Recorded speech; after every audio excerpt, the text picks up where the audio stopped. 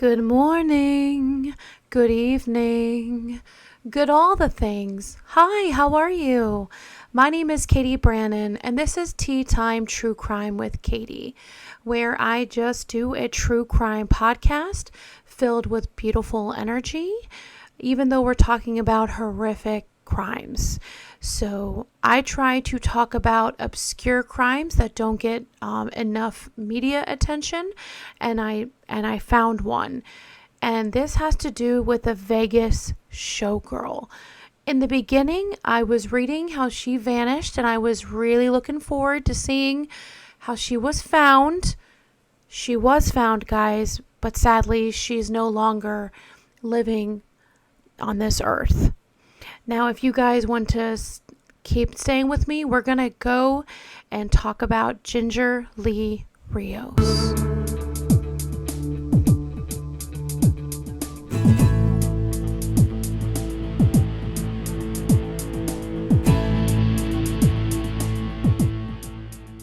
Before we go on, I always like to talk about a product or piece of art that I really, really love. I'm going to talk again. If you guys heard of him, you should, because I think he is like the upcoming horror author. He is not only like scary, but he's also, with all the respect to him, it's disgusting. He's a very good visual writer. And if you're wondering, well, who are you talking about, Catie? I'm talking about Joseph Pesavento. I have 3 of his books already. I have Mad Man. I have The Death Cleanse, a really good zombie one. And I also have Hyde Cove, which I really enjoyed. Hyde Cove. It had like a true crime, The Purge kind of vibe, and also kind of like Scream, because I was trying to figure out why they were doing, and why they were killing who they were killing. You know what I'm saying? But he has 2 books out now. Oh my gosh, I want them so bad. They are so hot. Okay. I'm going to put his, link in the description below, and I'll also put it on the screen. You can also now see his books in Barnes & Noble. I know, yes! Let's have a round of applause for my friend Joseph Pesavento. I think that's a huge accomplishment. Right, George? His books are in Barnes & Nobles now. Isn't that amazing? Yeah, see, even George is amazed. And George met him a few times. Really good vibes kind of dude. His wife is adorable and kind. So totally support indie horror writers, okay? Joseph Pesavento.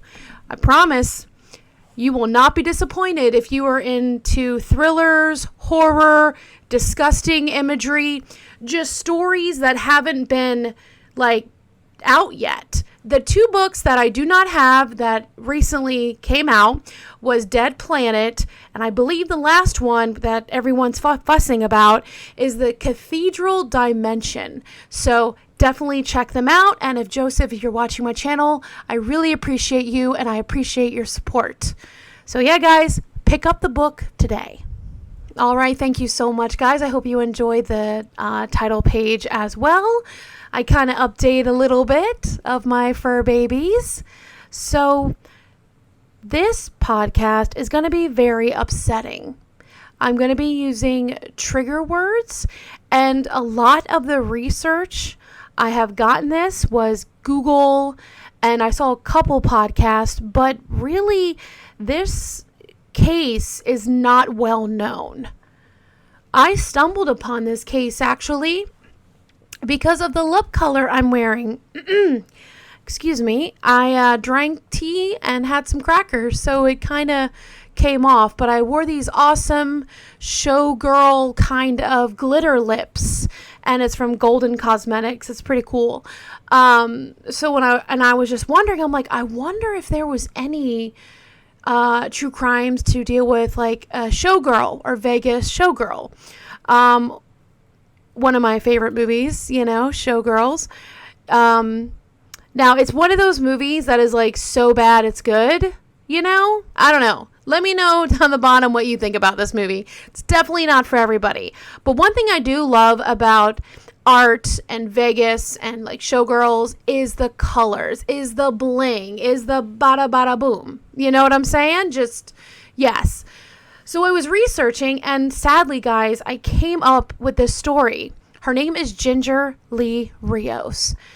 Not only she was a showstopper in every sense of the word, absolutely stunning, but she also was a very sweet and good person. She came from a very loving family.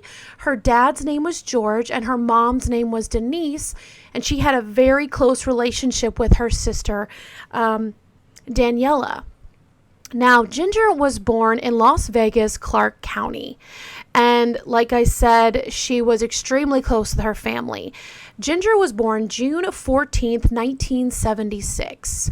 June 14th makes her a Gemini. Yes, a sweet Gemini. And tragically, you guys, her life was taken in such a brutal, impulsive way.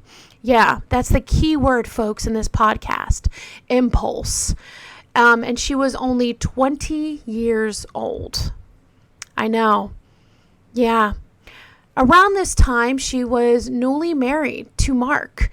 And Mark is, well, they had kind of like an unusual relationship. He was 14 years older than her. So she was like 20 and he was like 34. And they just, at this time, you guys, they just started renting a house. And she was really excited about this house because, you know, when you move into a place, you can make it your own. You can decorate the way you want. And she was really happy to find out that there was a basement.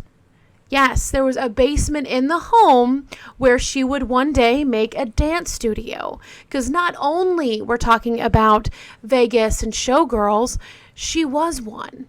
She was, I would say, an actress as well, but she was a singer, dancer, and she loved to perform. And she loved being all dressed up and just total glamazon. So, Ginger Love, I tried my best to look like Pazam. I have my glitter lips. I have my little heart dress for all the good vibes. Got some of my silver on, so... Yes, love, doing this for you, Ginger. But yes, guys, she loved being in makeup. She loved performing. And her and Mark, like I said, the age gap was kind of weird. And, you know, I'll get into that, their marriage. But the twist at the end, you guys, please let me know down the comments below if you guys saw the twist coming. Okay? All right, that was a little bit of the background, okay? So not only this Raven beauty is just starting her life per se, got a place to live with her husband, has a successful career in like performing, but she wants to better her life. Like we all do. There's always room for improvement. So April 4th, 1997, Mark and Ginger drive up to a strip mall area in Vegas, and it is in broad daylight. I believe it's around 4 p.m. at this time. Now, she goes and tells her husband to wait in the car. I'll be back real quick. So she stumbles upon this shop called Spycraft. And the way Spycraft, imagine if it was a store like just for detective sleuth adults. Yeah. You had like lockpick a kit, you know, lockpick kits. You even had the little gun thing that actually got rid of security tags that took them off. I know, that's kind of shady if you ask me. There were also some surveillance and like spyware. It was called Spycraft.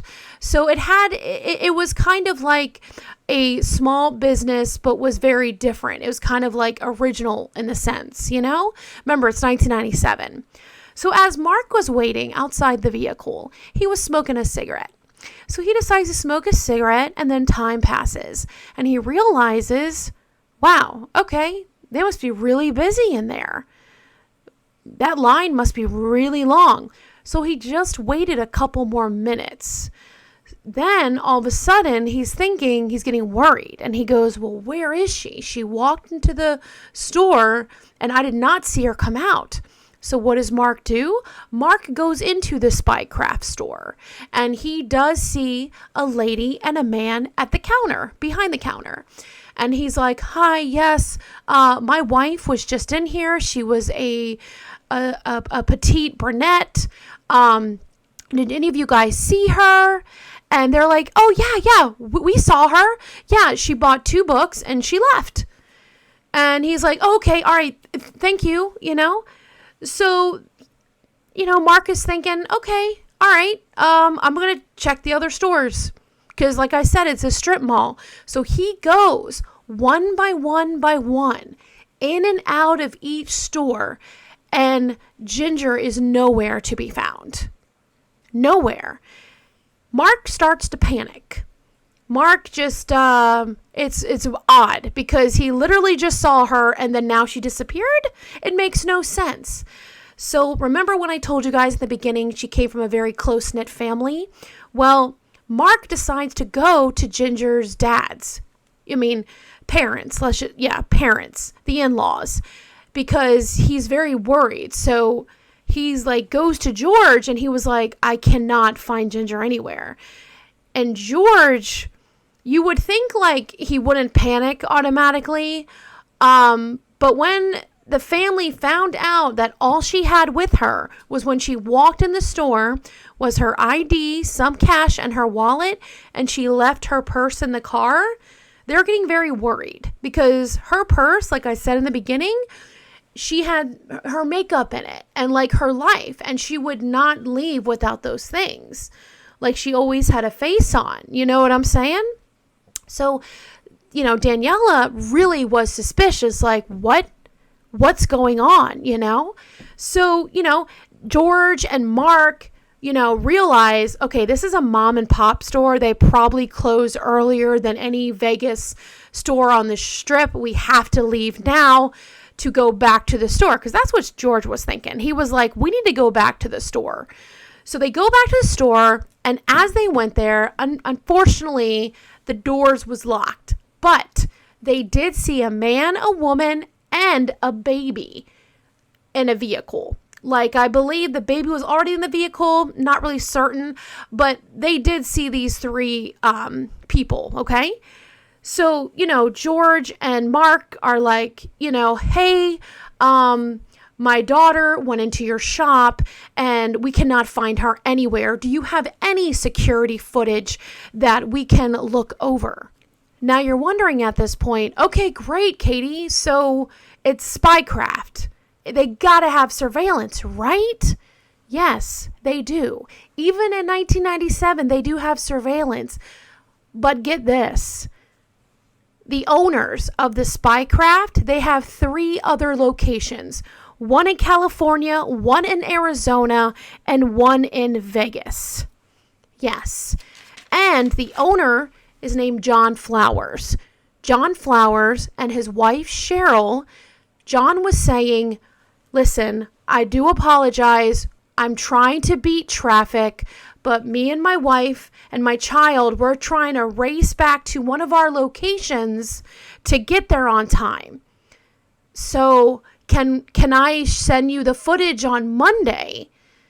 And of course, George and Mark, they're like reluctantly, I'm thinking, hell no, I want to see it now. But they didn't want to,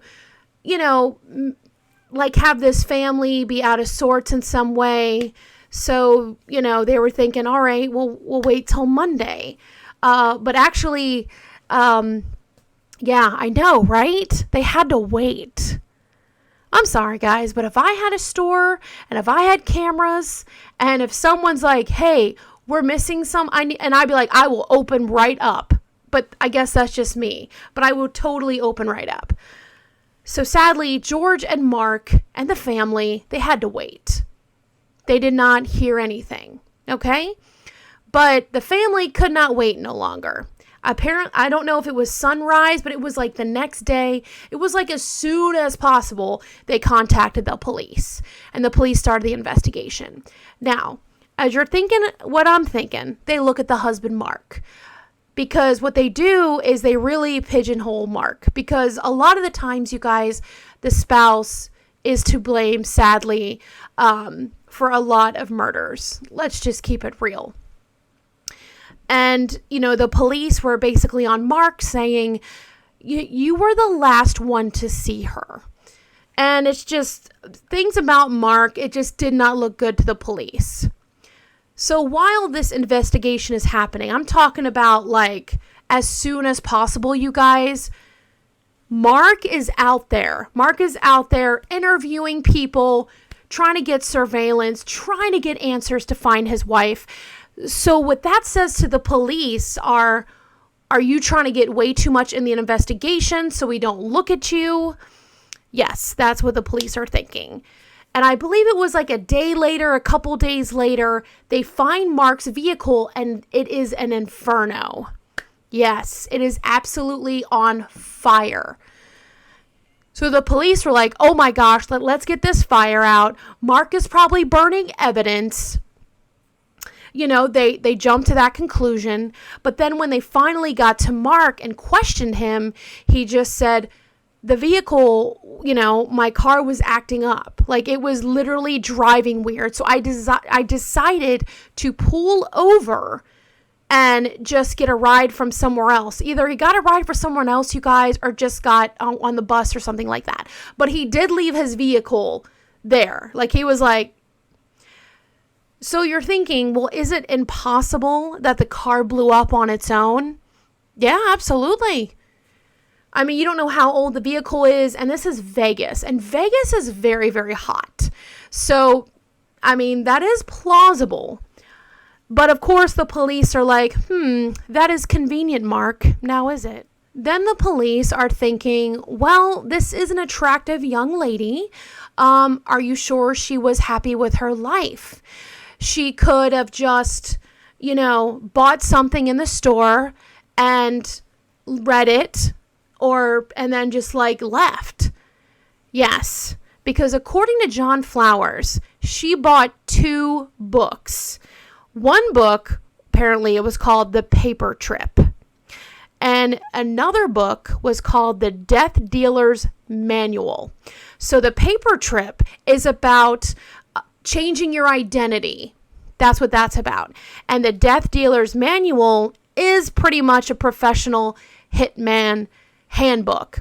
So when police hear about this information from the store owner, they're thinking, oh, she may have ran away. She may have wanted to change her identity and, live her life. But as the family said before, there was nothing wrong in Ginger's life. She was absolutely loved. They were a very close-knit family. She was working, her dream job pretty much.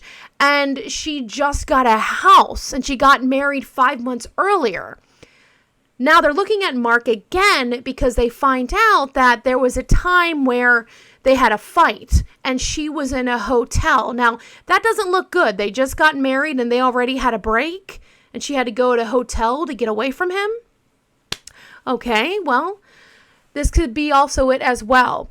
The sister, Daniela, I think this was her information, not sure, but someone in the family said she wasn't exactly happy with her professional life. Even though she was beautiful, she was a showgirl, she danced in the casinos. She had to take diet pills, and she did not like that because she had to keep her weight in check. Now, those diet pills, they did work, but they also gave her mood swings. So I'm thinking that could definitely account for her to just leave her husband or just, go out on a whim. Because, mood swings, they're real, people. And she also didn't like the undivided attention she got from certain people. Yes, there's certain people that want to be there for the show and support the art, but there's others that I like to call creepazoids, okay? And they like to be very perverted, hit on her, and just, think she's like some kind of object. So she wasn't happy about that. So the police are thinking, okay, she definitely ran away then. And again, the family's like, no, there is no way. And then Danielle Daniela brought up that, hey, my sister left her makeup. She left very expensive makeup. She always had a face on. She was one of those people that was beyond smiley, bubbly, completely extroverted, just very kind, sunshine person. And she would not leave, the items in her purse if she was just gonna, you know what I'm saying? She would not leave those behind. So the police, all right. So we have to change the investigation here. Because I don't know, by this time, when the car was spotted on fire, they actually took the vehicle and sent it out for also to collect evidence. And spoiler alert, you guys, there was no physical evidence to connect Mark from, we don't know if it was a crime or a disappearance. So Mark was, even though the family from the beginning, George was adamant that his son-in-law did not do anything to his daughter. And George was right. You go, George. So by this time, the press is involved. The publicity is involved. People in Vegas are very scared because they're just like, where did this girl go? She literally disappeared in broad daylight in the middle of a busy strip mall. Like, if you guys ever been to Vegas, which is a really good time, it's fun. I love Vegas. You'll have these little shops and stuff, but there are always people around. Always. That's why it's like the city. I feel like that's the city that never sleeps, or is that New York?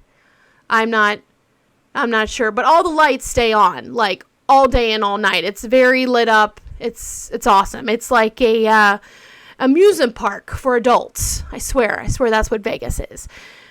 So the police go back to Spycraft, the shop, and they go into the shop and they realize there is this small stench of bleach.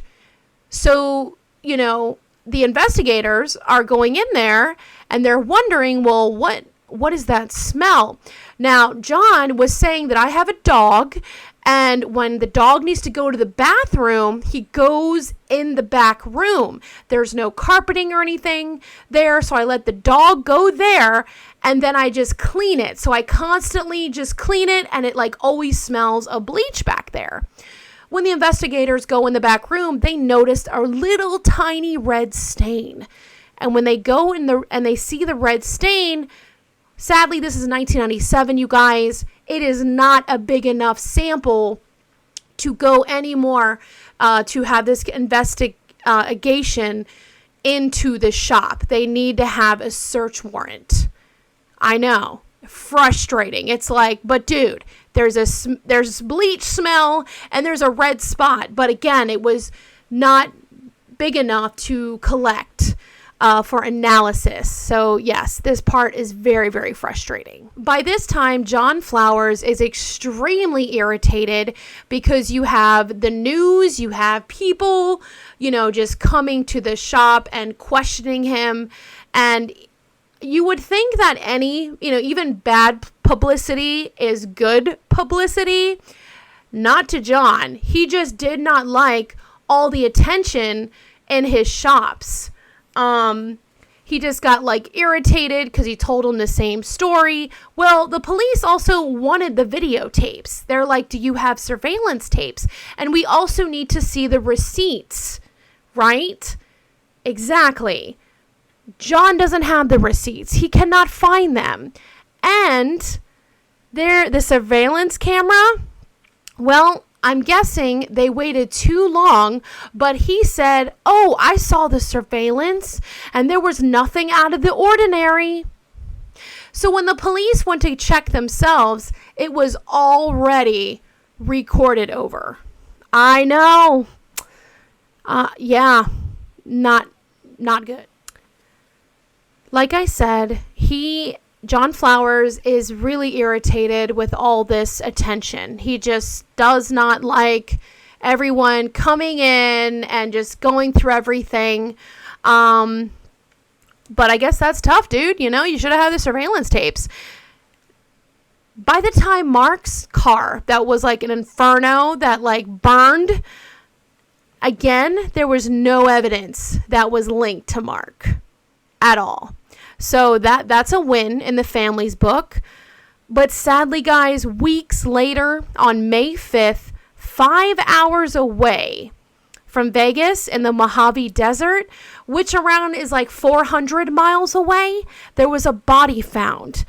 And it had very distinguishing jewelry. There was this kind of ring that the police didn't realize that it was a W or if it was an M, and there was no ID on the body. Coroner thought the body looked like it was 15 years to maybe 19 years old. So that shocked everyone. They were like, what is this body? Who is it? So the family in the beginning thought, oh my gosh, it's Ginger. But when they heard about some of the description of the body and not the tattoo, because Ginger had a lower back tattoo, they were like, oh, okay, that's not her then. But again, it just starts to go, guys. And it's they get leads, and then people give them leads, and they just don't end up anywhere. Yeah, I think John even gave leads, and it just nothing. So the police were kind of, it was starting to go cold, this case. Months later, August 16th, 1997, a critical lead happened. I believe it was like the FBI from like Florida contacted an agent in Vegas, and they're like, oh wow, you guys might want to know this information. All right, so the agent, not from Florida, forgive me guys, he was from Arizona. He decided to contact the police officer in Vegas and saying, I may have a lead for the Rios case.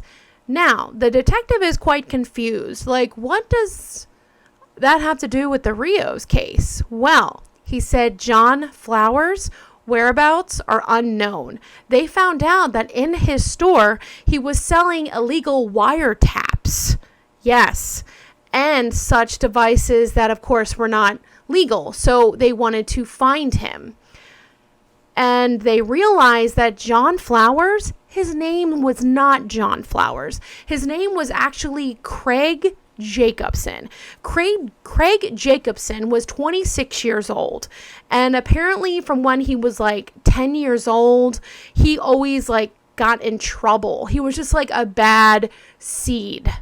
Yes, he got in trouble for stealing technology equipment years ago. And just like a bad dude.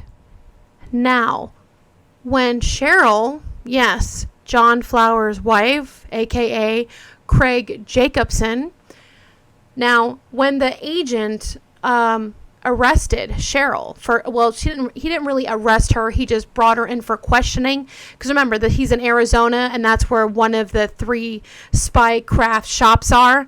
So he's interviewing her about the illegal wiretapping, and Cheryl talks. She starts to talk about Ginger. And before she talks anymore, she actually says, I don't know if she knew what the word immunity meant, but she's like, if I tell you what I know, I don't want to get in trouble. Like, I have a kid, I don't. Now, I'm guessing the police went with their gut feeling about this because they felt this story that they heard and they're about to hear more of it, which I'll just tell the whole story, okay? But in the middle of it, she actually, before she gets the nitty gritty, she says, I'm not going to get in trouble. So the police are just like, okay, we think that, we promise, let us know where Ginger and let us know what happened. So she explains on that day, she does remember seeing Ginger. She walked in the store Now, as soon as she walked in her store, the husband looked at Cheryl and was like, hey, can you go grab some film? Now, Cheryl didn't think anything of it because they have 3 shops, and she always gets things for him. But at that moment, she may have been a little suspicious, okay? So she does, and she's gone maybe 10 minutes. Yeah, not even that long. So she goes in there, and she realizes Ginger is not there. No problem. But then Mark and George, no, it was Mark, sorry. At this time, Mark came back in the store and was like, hey, have you seen a petite brunette that just walked in here just recently? She came to buy a book. And, John, as we know, Mr. Flowers or whoever the heck he is, he says that, yeah, absolutely. I rang her up, paid with cash, and she left. So Mark Mark was okay with that answer. Because remember, guys, this is like right when, he went back in the store to look for his wife. So nothing is like, getting crazy now. So he leaves. John turns around and Cheryl says, John is pale as a ghost. He is sweating. He has a terrified look on his face. And Cheryl's like, what's wrong? What's going on? And he said, I did something really, really bad. I did something terrible. Now, without elaborating what he did, he basically said, do not go into the storage room or back room. And, a little bit of time passed and she got curious. So Cheryl goes in, walks in the back room and sees poor Ginger. She is lying on the ground and there is blood all around her head. And Cheryl is shocked as what she's seen. Because when she heard her husband did something terrible, she never thought in her mind that it would be to hurt somebody. It just didn't dawn on her. And right when she saw poor Ginger, Mr. Flowers, Craig, I don't know, Creeper, was right behind her. And she was so scared instantly. Her husband, that she knows and loves and is the father of her child, he grabs her by the neck and tightens and says, don't you tell anybody. Basically threatens her life and says that he would even kill their own child if she said anything. Now, of course, the investigators are asking, why would your husband do this? Did he tell you why? She said that they had former employees, okay? And they apparently knew this girl, so she came in with a note to extort money. And he got really mad, and he hurt her.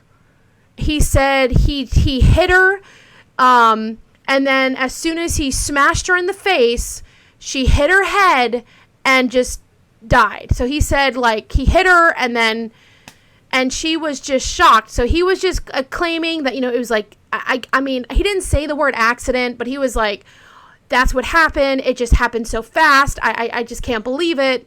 She's dead, and of course, when Cheryl is telling the police, she doesn't believe a word of this.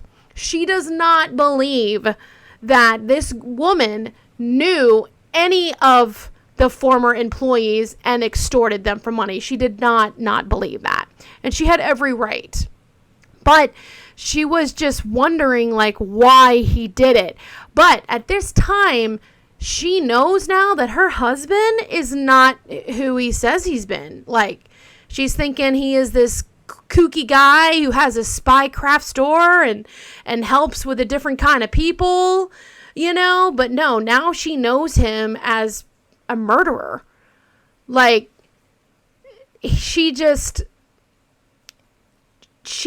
she saw poor Ginger on the floor, what she saw was not just from one punch.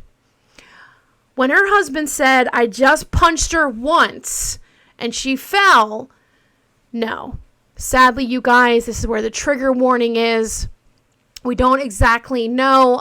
Some of the things I read, he basically, I don't know where the anger comes from, but I'll tell you that soon, okay? Because this is just a theory. This is allegedly, even though I feel like it's legit. So sadly, you guys, she was bludgeoned. Either he punched her in the head really hard, right? But he also kicked her as well. Kicked her like Van Damme, apparently. Yeah, remember that martial artist actor dude? Yeah, like Van Damme kicks or something like that. He just had a field day. I just don't understand how something could happen that fast. She just walked in a store. I know. It's like, what? After Cheryl sees everything, she's actually scared to death. Absolutely scared. And she realizes what her husband is capable of. So she's very, very scared of her husband. So he closed the shop, and he cleans up the crime scene, and he puts the body in plastic. And this is what's so haunting. He puts the body in back of a van with his child in a car seat in the car. Cheryl, and remember I told you that Mark and this time George came up looking for their daughter, and they lied. They looked at these two in their face, in their eyes, and lied, knowing well that they knew exactly where their loved one was. It was tragically, you guys, in the van, just a few inches away. I know. It's horrible. She was there. She was in the vicinity. She was in the van. Yeah, so you did guess. The reason why they closed the store was not because they were trying to race to their other location. It's because they had a dead body in the back of the vehicle. So they had to hurry to the Mojave Desert and bury the body. And remember I mentioned the body earlier? Yeah, these are now two different people. So this is very odd. So when they're driving up there, and the husband kicks his wife out of the vehicle, and he drives away. And this is where she thinks and knows that he is about to bury Ginger's body in the desert. Yeah. So he's burying her in the desert. Couple hours pass by, okay? He comes back and picks up his wife, and they go home. But he actually has been to the burial place several times to make sure she was not disturbed or she wasn't discovered. One of the things he did was he put cement over the shallow grave where she wouldn't be noticed. So, yeah, when this conversation happened, I'm not sure when she said, I need immunity, because pretty much that's what it is. She probably said, I don't get in trouble for knowing what I know because I didn't kill her. I was scared to death of my husband. So the police believed her. So she did get immunity. And she did tell the detectives where the body was buried. And this detective was becoming, I wouldn't say friends,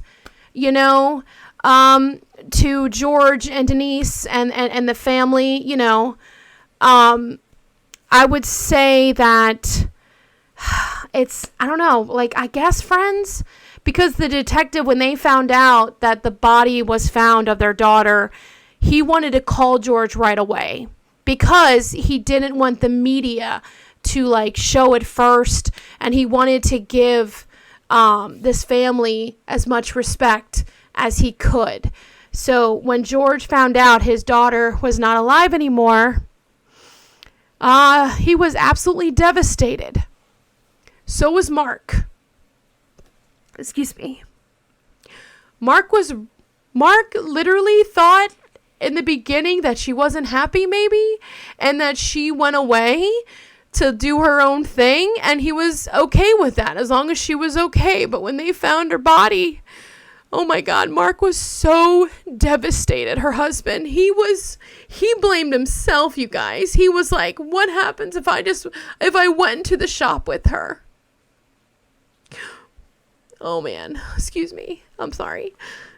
Like, what happened if I did that? And I just want to say, Mark, it was not your fault.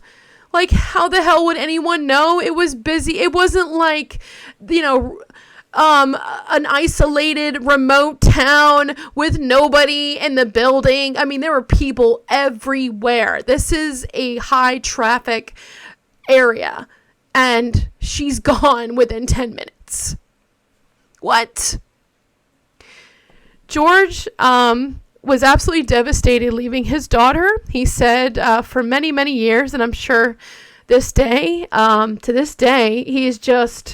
he misses her completely. Daniela was absolutely devastated. Her sister, like I said, they were extremely, extremely close. It was just really, really, really sad. And I'm sure George was grateful to the detective for his, hard work into, solving his daughter's murder. But it's just really, really sad. And when they found out, George actually had to tell his wife, Denise, and he said out of everything he has ever done in his whole life, that was the hardest thing he had to do, was to tell his wife that their daughter was found and she's not alive anymore.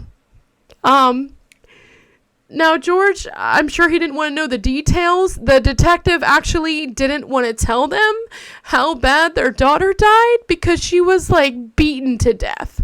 And tragically, we don't know if this was sexually motivated, but her panties were actually, her undergarment, I don't know. Some people get weird with the word panties. Underwear, okay, pantaloons. Sorry, that's pants, sorry. They were down her ankles.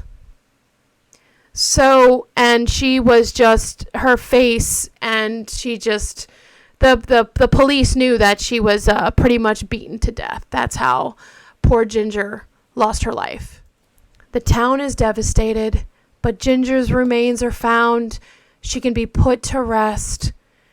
And 13 years later, Christina Martinez, the first body I mentioned in this podcast, she was 15 years old. She was actually a runaway. Her friend Valerie, her best friend at the time, never stopped looking for her. She was the kind of best friend that anyone would ever want. Because when people tried to shut her case down, Valerie was there and she goes, we need to find her. She is missing. And like I said, years later, they finally found who she was. And she was actually on that day on her way to the laundromat. And she was a runaway because she was in group homes and she wanted to escape abuse. And sadly, there was a laundromat close to one of the locations of, you guessed it, spycraft. So police believe that he is involved with both murders. They are strangely similar. They both are very small. They're, they're short, petite, long, dark hair, beautiful skin. And they were just like, what? So finally, they had enough evidence to get him. And they already did anyway, but remember, he was on the lam. They found him. He was in a hotel outside of Los Angeles. He was arrested, and he actually said he did what he did. Now, this is where it gets kind of tricky here, okay? Because if you go online, you guys, first of all, I don't know why they did not want to bring this to trial in the beginning, because they were like, they wanted him to do some kind of a plea bargain. And I'm like, what? Why? You could definitely go to a trial and send his ass away, But for some reason, I mean, even the family doesn't understand. They were pretty upset about it, that they didn't go to trial. They just did a plea bargain. But it's very odd, like, to talk about it here, guys. Like, the justice system, about how this was handled.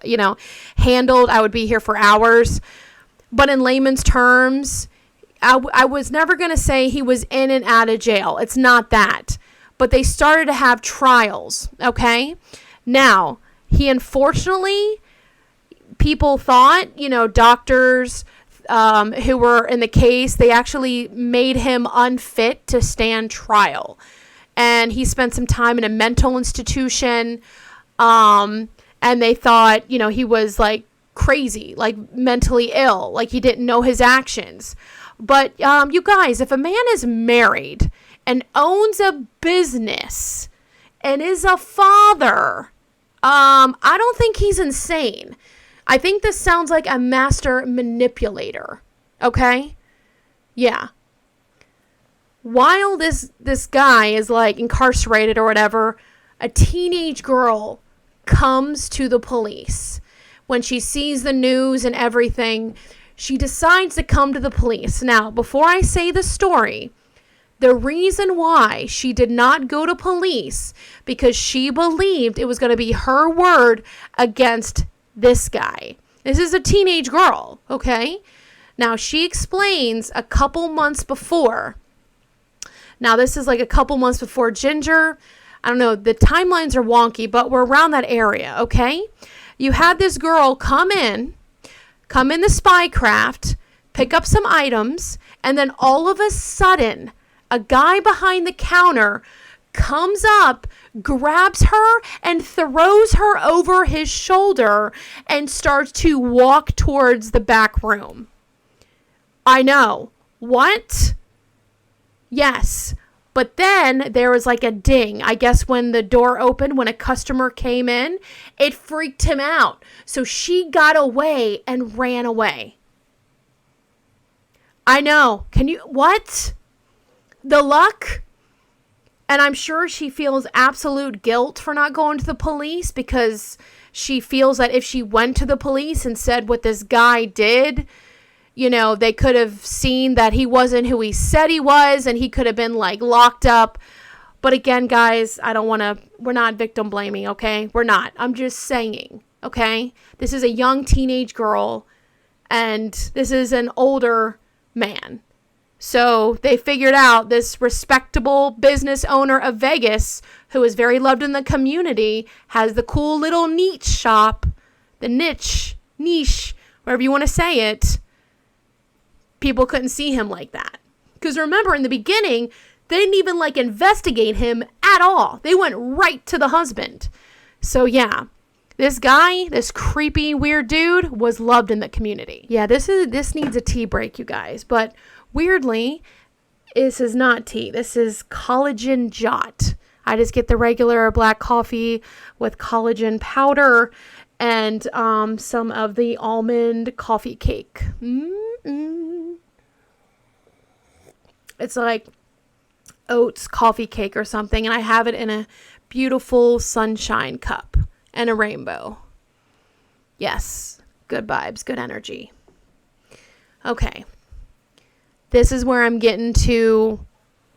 Okay, so first off, do you guys remember Ted Bundy, right? Anybody who knows anything about true crime knows Ted Bundy. Now, they say Ted Bundy murdered and did horrible things to those women, and they looked a lot alike. Like, they all had the same similarities, dark eyes, dark hair, and forensics profilers believe that he went after those women because the girl who broke his heart, I don't know if it was a fiance or what have you, he never got over the breakup. So he took his anger on all the women, like Ted Bundy. Guess what?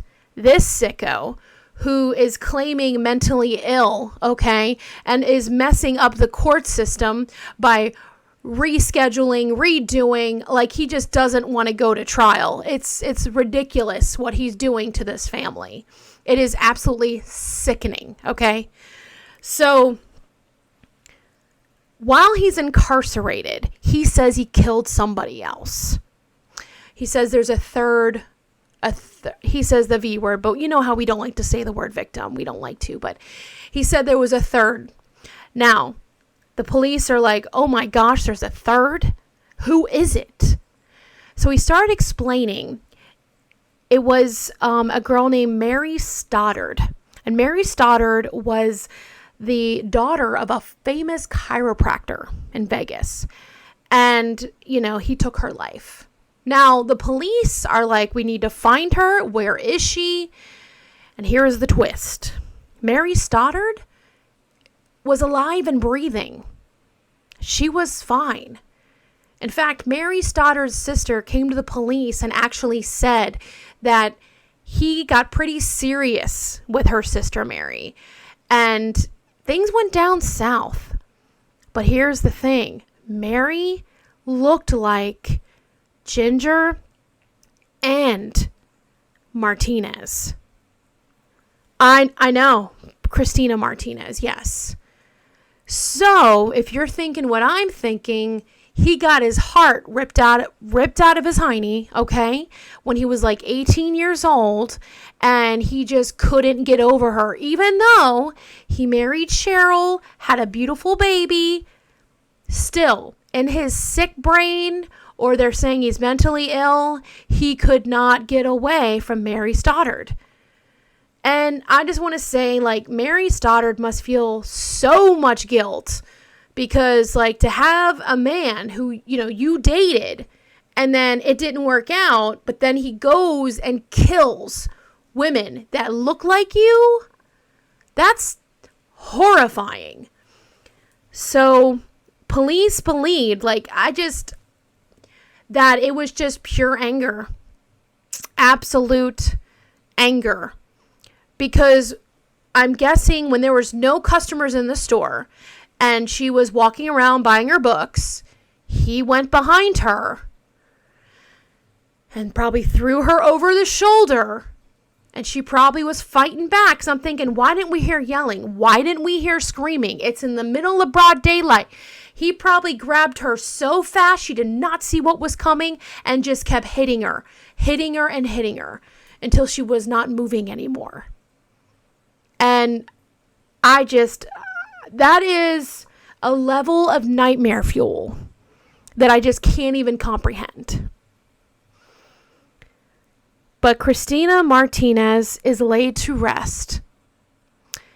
And so is Ginger. Now, I will tell you, with the back and forth with the court system, he is incarcerated still. But the police first got him, sadly, after Denise passed away. I know, I apologize, guys, it's sad. Ginger's mom, Denise, passed away from cancer, and she did not see her daughter get the justice that she deserved. Daniela and George, you know, they were saying that now after, you know, in the afterlife, I mean, I don't know if those are like the direct words, but something like, you know, at least they're together. I hope they're together in the afterlife, mother looking over daughter. Because this death of the family, and the family just like, I mean, obliterated. I mean, they couldn't even like function. And I know, like, you're probably thinking, well, Catie, thanks. Now when I go to a store, I'm going to have someone with me. I don't care. I know. Sorry to make you paranoid. I just want Ginger to be remembered for being a Vegas showgirl queen. That her light was just taken way too soon. And I send positive energy to the loved ones involved in this case. It's horrendous. If you found this podcast interesting, please don't forget to hit the subscribe button, like, comment, you know, I appreciate you. And you can always email me if you have any case suggestions. And as I talk about all this, I mean no disrespect to anyone. And also, if you want to check up another video, I'll have one listed right here. Thank you. I really, really appreciate you guys listening. Remember, you are doing better than you think. Bye. Oop. Bowie, want to say hi? Want to say hi? Look at those beautiful eyes. He's just jumping all over my nose. I'm going to put you down, my love. I love you. Get down. Woo. Whew. Okay. Didn't mean to have bloopers for like the end of this. So yeah, this is messed up. Real messed up.